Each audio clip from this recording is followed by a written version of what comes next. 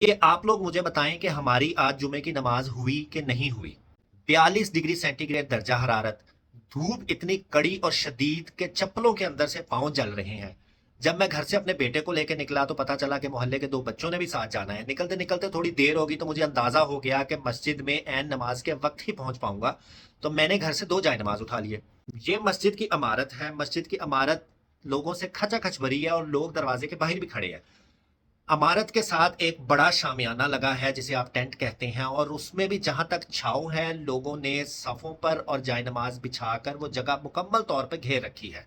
मैंने इधर उधर नजर दौड़ाई तो देखा कि ये मस्जिद के दरवाजे के बिल्कुल थोड़ा पीछे एक दरख्त है, उसकी घनी छांव के नीचे कोई 8-10 लोग अपने जायनमाज बिछाए या घास पर खड़े हो गए।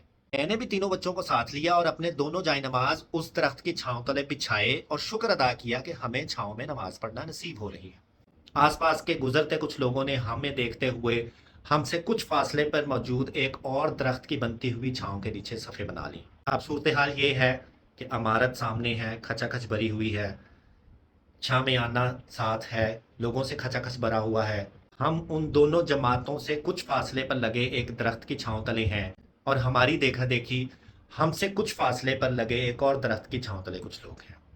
अकामत हो रही है और उसी दौरान मस्जिद के दरवाजे से एक नौजवान लड़का चलकर हम तक आया और उसने आते ही हमसे कहा कि वो फलां मौलवी साहब कह रहे हैं कि आप लोग यहाँ से हट जाएं, आपकी नमाज नहीं होगी। तो मैंने उससे पूछा कि भाई हम कहाँ चले जाएं। उसने कहा कि वो साहब कह रहे हैं कि आप इन टेंट के नीचे लगी सफ़ों में शामिल हो जाएं।